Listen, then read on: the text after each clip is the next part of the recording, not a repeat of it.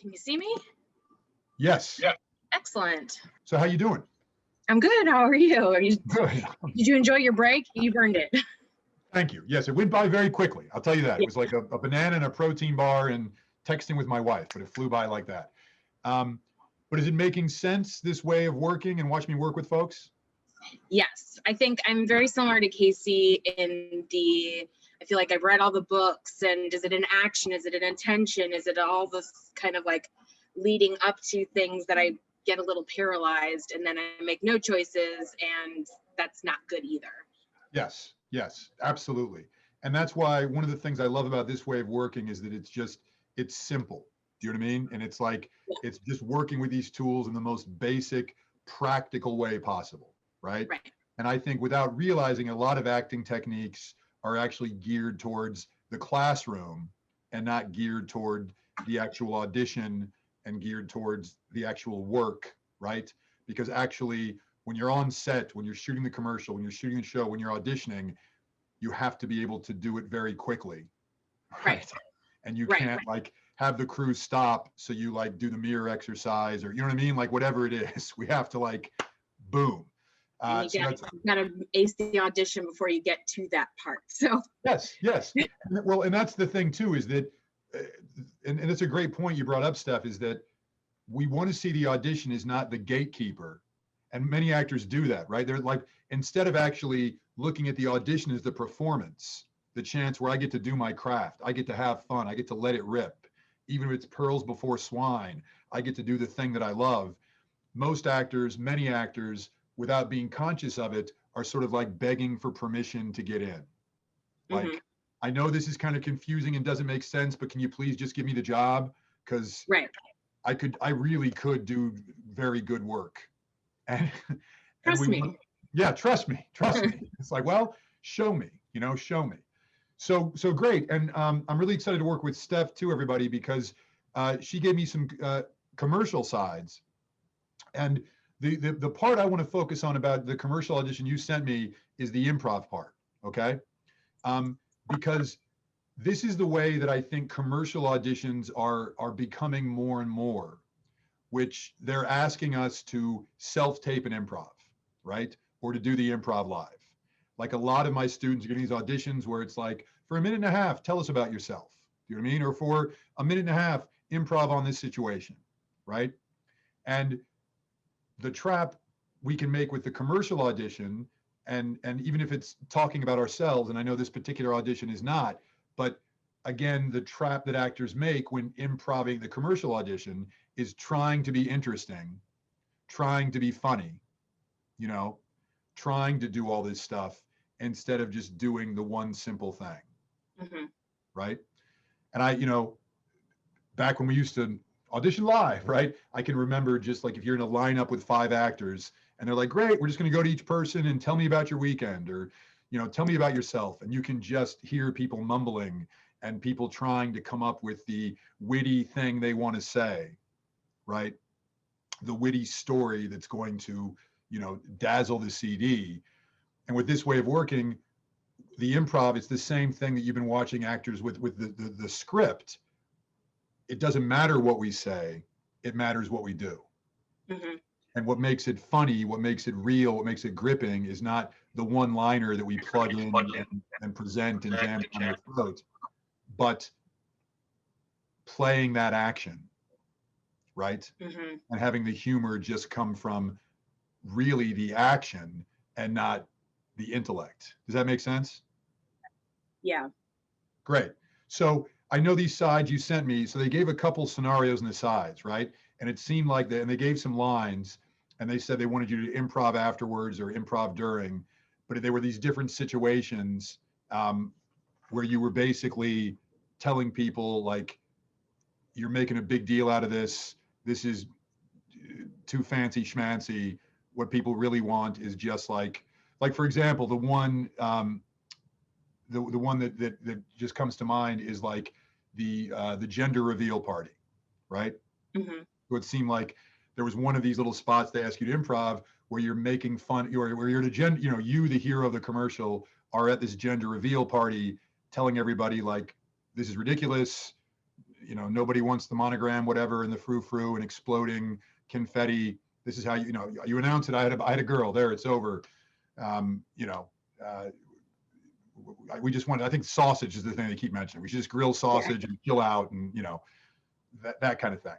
So great. So what I'd like to do is use this technique to help you play with doing an improv about that, like it was a self-tape, right?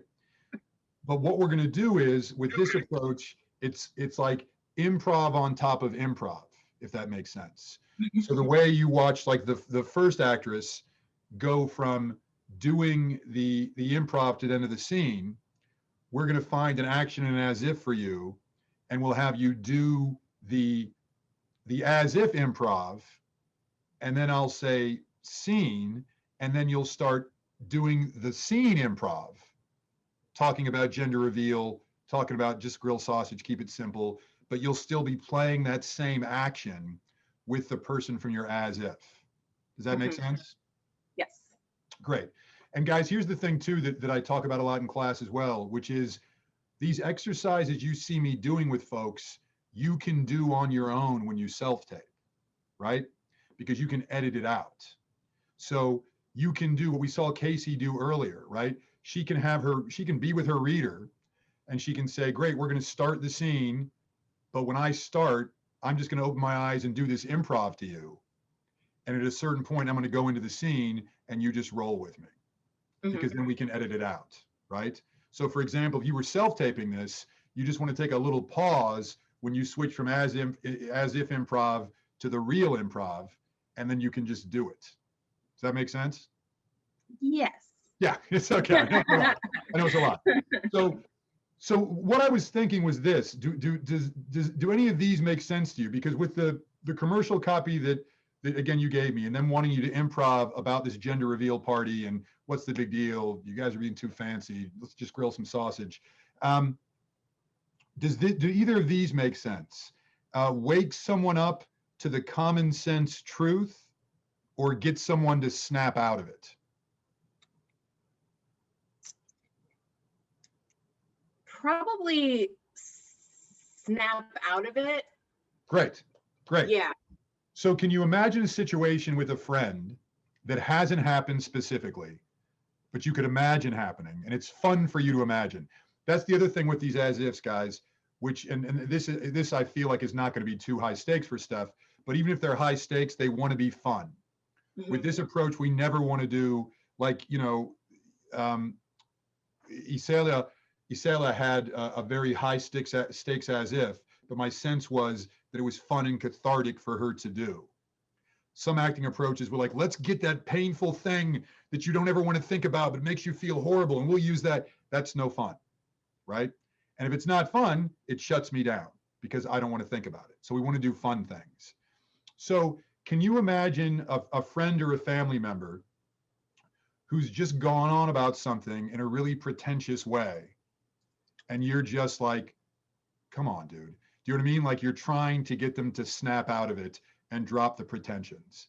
And when I say it's never happened before, it can be this person you're thinking of actually does this thing and you've seen them do it before. You just never really tried to call them on it and get them to snap out of it.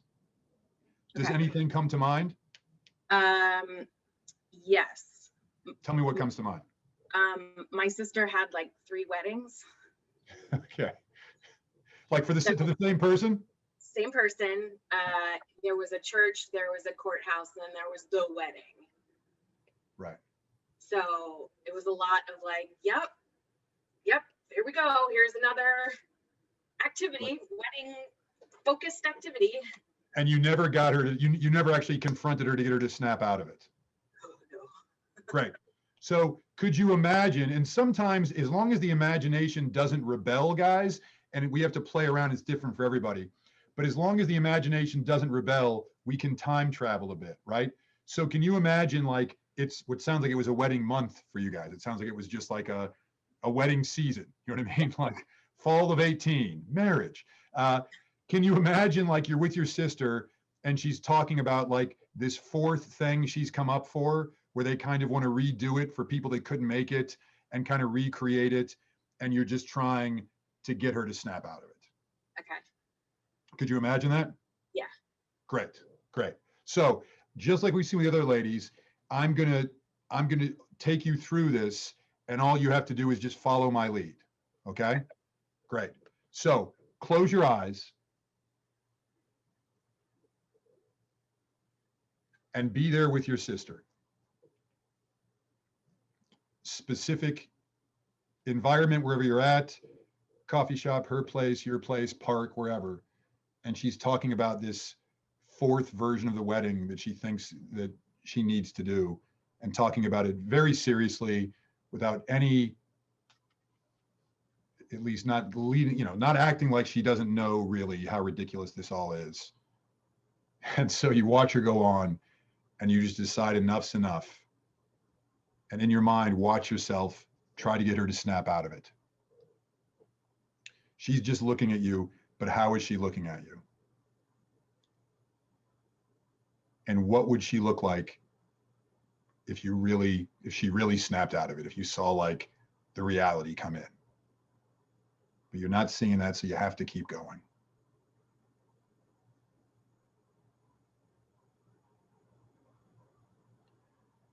And when I say open your eyes, you're going to open your eyes and look at the black dot or the green dot on your computer screen. And you're just going to keep doing this improv, just seeing her face in your mind, continuing to do this improv.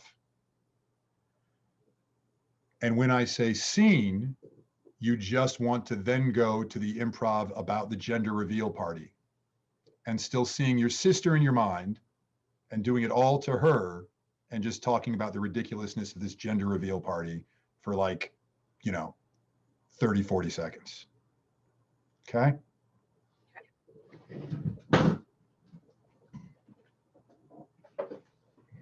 Open your eyes. So let me make sure I understand this. You guys decided to get married in Breckenridge, but now you want to have a reception in Chicago for the people who couldn't make it to Breckenridge for the actual wedding of the wedding before that. Yet, will you say vows? You've already said vows 3 times, once in front of God, once in front of the Chicago courthouse, and then one time in Colorado. I don't know why do we have to keep celebrating? And I love your husband. He's great. And I love your union. It's great. But it's just, normally you get like a day, and then you get to celebrate it year after year. You don't need to celebrate it all within the same month and I get it. You've got a lot of friends. That's so great. I'm so happy that you have a lot of friends. So maybe go out to dinner and celebrate your union. It doesn't have to be another wedding. It can just be going out and maybe having a party with some friends. Improv, scene. I mean, I don't understand what the big deal is with gender reveal parties. Why do we have to make it a big deal? It caused a forest fire, like a legit forest fire, because somebody set off fireworks. I'm trying to understand, why can't you just have everybody come over, put some grilled sausage on, have some hamburgers, and then walk around and say, I'm having a boy, or I'm having a girl, or we're having twins. We don't have to blow anything up. There doesn't have to be smoke of any kind. I mean, it kind of loses its intimacy, doesn't it? If we're just posting it for social media. I kind of want to be the first to know if I'm having a niece or a nephew.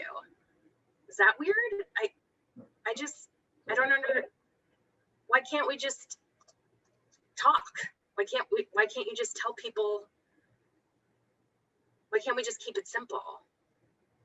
Excellent. Oh my gosh, that was so much fun. Stephanie. So much fun. And we see, it was a great example too, because it's a great example of how this can, sorry, my admin, Michael, is texting me. Yeah, no, I know I was off screen on purpose because she was acting with the dot, Michael. I was wanting her to just look at the empty room. So now I'm back on screen now, right? I knew I was, yeah. That was part of the deal. I was hiding.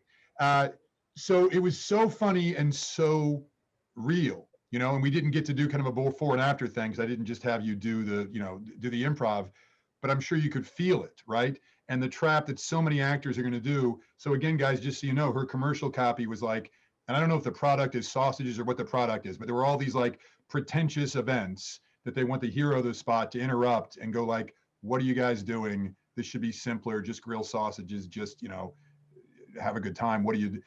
So I just thought that was like so grounded and so naturally funny because you were doing that one thing to that specific person. And so many actors with this are just going to do shtick. Do you know what I mean? They're going to like come up with the funny lines, try to jam the funny lines, like look around at invisible people. You know what I mean? Like Rodney Dangerfield kind of stuff or whatever. And it's just not going to work. And it was so funny you doing that improv because it was real. You know, like the great way about working, one of the many great ways of working this way, guys, is like what we just got to see in Stephanie. We saw like a real deadpan. Do you know what I mean? Like that's she's really deadpan talking to her sister. Like when you said, you know, and you've got a lot of friends. That's great. I mean, I was laughing out loud because of how real it was. And people, and the ego can come up with the idea, wouldn't it be funny if in the improv I said, you've got a lot of friends, fantastic. But that's not how it really happens. Right? And that's why you carried that natural humor over when you were talking about the gender reveal party, because you were just doing the same thing. And you were clearly talking to somebody specific, and you had a whole opinion, attitude, because all that comes with doing this one specific action. And it was a great example too of, as we've seen, you know, all day so far, of how that as if creates the stakes and the tone, right? Because like what we saw with Azalea, very high stakes, you know, and it creates this like, oh my God, this is this big, you know, HBO drama type show. And now here we are, like funny commercial.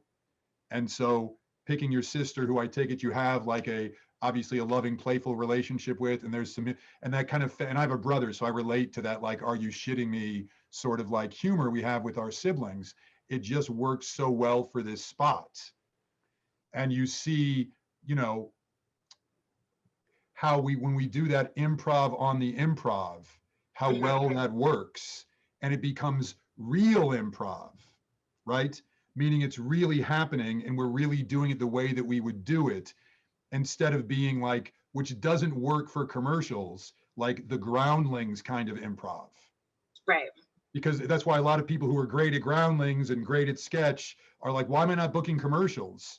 Well, unless it's a sketch character, it's a different kind of improv they're looking for. Right. They want to see just a real person really talking about things, and someone with like a natural sense of humor, not trying to be funny. And what was great about what you just did, Stephanie, was that it was funny, but it was funny in a real way. You really looked like, just if I were just watching a self-tape of that improv, what I think you just exhibited is what all commercial CDs are looking for, where it's like, oh my God, she doesn't even seem like an actor. She just seems like a person talking to the camera and not trying to be perfect and not trying to be funny and rambling a little bit, but keeping it simple and keeping it honest. And it's like Flo from Progressive. Do you know what I mean? It's just like the actor, you know, again, she's done it so many times that it starts to become whatever it becomes, right? But when she was first doing that, it's just like, why does everyone love this? It's because she's just being herself. And suddenly everyone's like, oh, I want to see more of that person. Does that make sense? Yeah, I mean, I've done UCB and Groundlings, and, you know, part of the improvness is working with other people and not just doing it alone. And so I walked away from that thinking it probably wasn't very funny, because there's nothing that told me otherwise, if that makes sense. Like, you have no feedback from a scene partner that says like, oh yeah, I know what we're doing here, or like, you know, your scene partner is the little glowy thing that is your camera. And so I think what's challenging is it was refreshing to hear that you thought it was funny, because I was like, oh god, I just murdered that, like that was terrible. Because it doesn't feel funny. Yes. And that's what I just said about the Garden of Eden thing. Have you heard me say that, right? Do you want it to be good, or do you want it to know it's good? Right. Right. And it's often, I use the example of like, if you've ever been in an acting class where someone will get up and they'll do a scene and it's horrible, but they think it's great because they're, you know, they're like, well, I told you, Jerry, not on your clock, but mine. And you're like, oh my God, because they're phony and the scene's phony and they're in control of it and their ego is loving it. Because the ego just wants to get it right. So literally, if you do a line reading, the ego is like, yay, I wanted to say the line this way. And so if I say it this way, the ego's like, ding, ding, ding, ding, ding, we're getting it right. But with what you just did, there's no getting it right.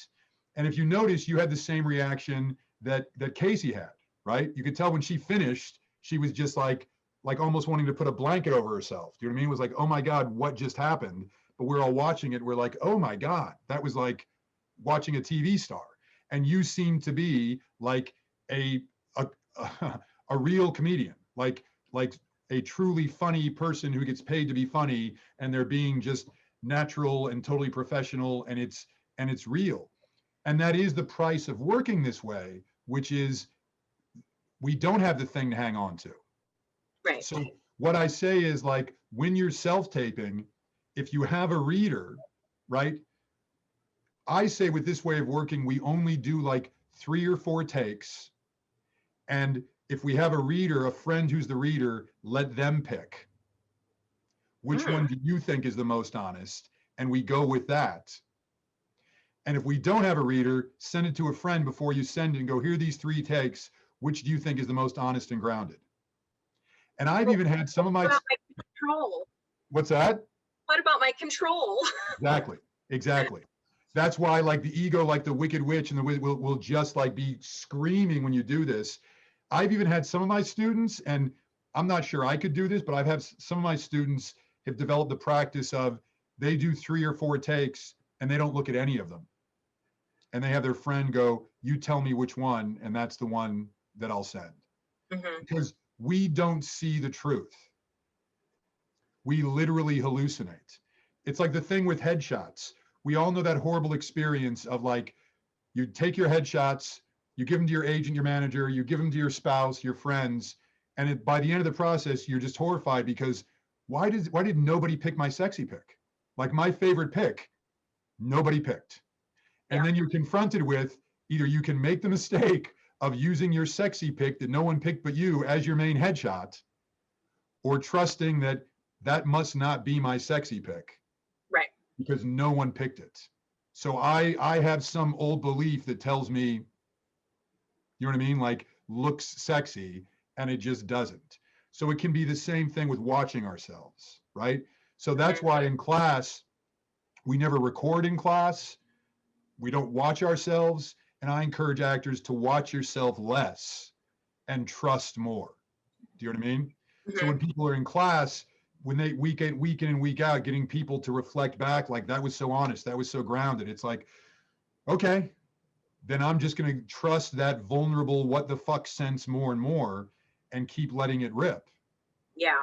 Because we want to trust that, and not trust the ego, because the ego will let us down. I had an actress I did a one-on-one coaching session, or she was in one of my classes, but I also did this goal setting work with her as well. Anyway, she told me this story about, she had this big audition for A.V. Kaufman, this huge CD she'd never been in before. And she's like, Greg, I did what you said to do, and I had a nervous breakdown. I only did 4. And I told my husband to pick one and let's send it. And my husband couldn't believe, because she's like, no shit, usually I do 40 takes. I mean, I will spend 2 days just taking and watching and doing it. And she's like, I did what you asked me to do. And my husband was in shock. He's like, I can't believe you're actually doing this. And when she told me about it, the crazy thing was that she said, I know it's a bad audition because I watched them, and I'm like, none of them are very good. But she's like, I so desperately want to break this pattern of obsessing about the audition and making it the holy grail, that even though I know it sucks, I'm going to do what you said. And I'd had my husband pick one, and I just sent it in, and I went on the rest of my day, and I took my tag. I can't believe I blew this chance to dazzle A.V. Kaufman, but I did what you said. I'm glad that I'm doing it for the sake of doing it, because I don't want to spend 6 days on every audition having a nervous breakdown. And then a week later, we do a session or whatever, and she tells me she booked it. So she booked the part, right? So in the face of like, I'm sure that was crap, we then book it. Because Yeah. another way to say it is the ego doesn't want to see the struggle, Mm-hmm. but everybody else does. The ego is like, that wasn't right. That wasn't polished. That wasn't, like you said, control. And the ego wants to make it controlled. But what you just did was not in control. And that's what made it so simple and so funny. Does that make sense? Yeah, totally. Any more thoughts on that experience of jumping in and playing with it? No, I really liked it. I mean, like you said, it's like all that beginning legwork all kind of wrapped into one, because you kind of just put yourself in that mindset, and it helps that my sister is pregnant. And so talking about a gender reveal, they're not having one. And so, it's like, it's nice to, and even if it was a friend or, I'm of a certain age where lots of my friends are pregnant around me, it helped being able to put a face to the little. Yes. And that's the thing, right? It's like, and again, guys, just like Isela, she was, Steph was not playing it to me, I was hiding, but she saw that friend. And again, what you'll see is the further we get away from what's literally happening, the better. So you could have, it could have been a friend that was like, just acting like they've got a PhD and they don't, or whatever. Do you know what I mean? It can be anything. But again, what makes it work is that you're getting away from the imaginary and you're seeing that person, and it's just all about that other person. That's why I often say with this way of working, it's discovering how the imagination wants to work. And like you probably experienced, you can watch me do this with people and hear me talk about it. Like Isela said, like when I first brought her in, you could tell she was like, I've made a big mistake here. I'm not sure I should be doing this at all. Because you watch the exercise and you're like, I'm not sure I can do that. But I've been doing this for years, and these exercises are tried and true ways that the imagination wants to do, right? The imagination can't really see a detective room in my office. Right. I can pretend I'm seeing a detective room, but I can't really see it. But I can see my brother like that in here. Mm-hmm. So that's the cool thing about this way of working as well. The ego's almost like, wait, what just happened and what's going on? And it doesn't have to understand, right? Right. We just follow the steps and follow the process, and the stuff happens. Does that make sense? Absolutely. Cool. Very funny stuff, and such a pleasure playing with you. Thank you so much. Thank you, Steph.